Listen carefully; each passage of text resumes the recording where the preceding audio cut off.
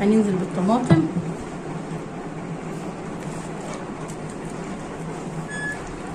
مكتره بقى انا البصل فيها كده عشان يديني طعمه حلو للمحشي زي ما احنا عارفين. على ما يتسلق البصل معايا واجهز شوربه الفراخ هنعمل مع بعض الكوسه والفلفل لغايه ما نخلصهم. يعني هحط التوابل،